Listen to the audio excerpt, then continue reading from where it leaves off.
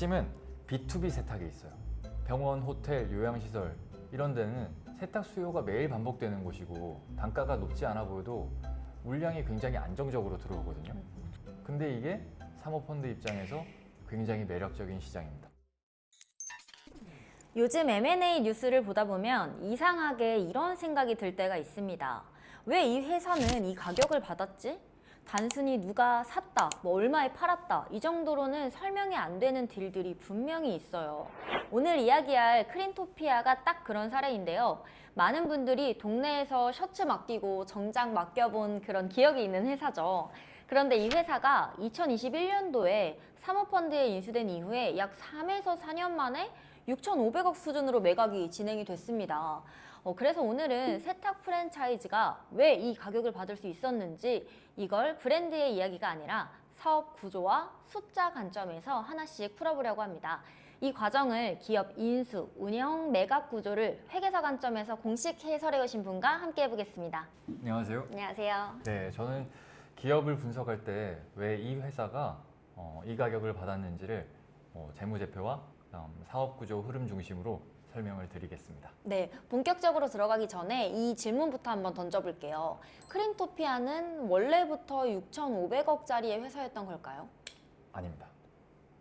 이 딜의 핵심은 원래 그런 회사가 아니었다는 데 있는데 사모펀드가 인수하기 전에 크림토피아는 이미 성숙 단계에 들어간 프랜차이즈였어요. 대부분의 사람들의 인식처럼 B2C 중심의 세탁 브랜드 그런 쪽에 가까웠던 거죠. 그런데 인수 이후에 이 회사의 돈 버는 구조 자체가 좀 달라지기 시작합니다. 그러면 오늘 이야기는 가맹점이 늘었다거나 아니면 브랜드가 잘 됐다는 얘기보다는 사업 구조가 어떻게 바뀌었는지를 봐야겠네요. 정확합니다.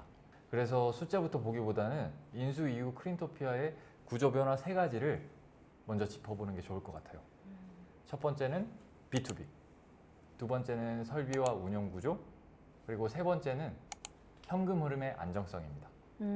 그러면 첫 번째부터 보겠습니다. 대부분의 사람들은 크린토피아를 딱 떠올릴 때 동네 세탁소를 먼저 생각을 하잖아요. 근데 사모펀드가 본 건 그 구조가 아니었겠죠? 네, 맞아요. 핵심은 B2B 세탁에 있어요. 병원, 호텔, 요양시설 이런 데는 세탁 수요가 매일 반복되는 곳이고 단가가 높지 않아 보여도 물량이 굉장히 안정적으로 들어오거든요. 그러다 보니까 계약 구조로 묶이기 때문에 현금 흐름이 굉장히 안정적이에요. 특히 병원 세탁은 품질 기준이 굉장히 높고 그리고 설비나 폐수 처리 같은 인허가 조건이 까다로워서 아무나 들어올 수 없는 구조이거든요. 근데 이게 사모펀드 입장에서 굉장히 매력적인 시장입니다.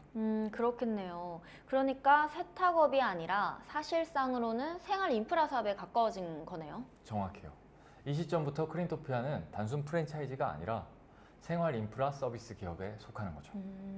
그럼 두 번째는 설비와 운영 구조라고 하셨는데, 운영 구조 변화라고 하셨었는데, 이건 어떤 부분에서 차이가 났나요? 가장 큰 차이 같은 경우에는 병원이나 호텔 세탁은 공장을 많이 짓는다고 해결이 되는 게 아니거든요. 핵심은 기존 설비의 처리 용량, 그리고 자동화 수준, 품질 안정성 이렇게 얘기할 수 있을 것 같은데 그래서 인수 이후의 재무제표를 보면 기계장치나 설비 같은 유형자산 투자가 꾸준히 늘어나고 있습니다. 이건 이 시장에 더 깊이 관여를 하고 있다, 더 깊이 들어갔다 그런 신호가 될 수 있죠. 이쯤 되면 시청자 입장에서 이런 질문이 나올 것 같아요. 이런 구조 변화가 재무제표에는 어떻게 찍히나요? 결국에는 두 가지인데요.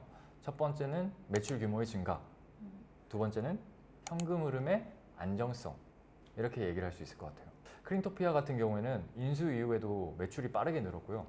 그리고 영업이익도 같이 성장을 했어요.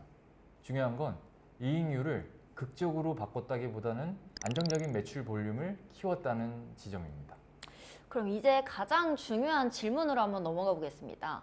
이 구조가 어떻게 6,500억이라는 매각 가격으로 연결이 된 걸까요? 사모펀드는 회사를 평가할 때 이미 번 돈보다는 앞으로 얼마나 더 벌 수 있는지, 안정적으로 벌 수 있는지 이 부분을 보게 되는데요. 크린토피아 같은 경우에는 반복되는 B2B 수요가 있었고 전국 단위 운영 인프라가 있고 설비 계약으로 묶인 구조를 갖추게 되면서 이건 현금 흐름을 예측할 수 있는 회사라는 뜻이 되거든요.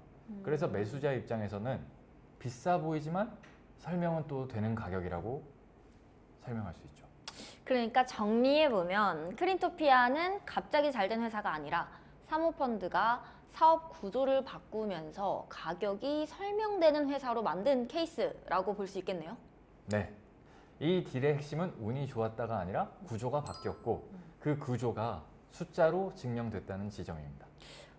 그래서 오늘 이야기는 단순히 크린토피아 이야기가 아니라 사모펀드는 어떤 회사를 사고 또 어떻게 키우고 어떤 상태에서 파는가를 보여주는 첫 번째 사례라고 볼 수 있을 것 같습니다. 그럼 다음 에피소드 2에서는 6,500억이라는 가격이 또 구체적으로 어떤 산식과 또 자료로 계산이 됐는지 EBITDA와 멀티플 관점에서 조금 더 깊이 들어가 보겠습니다.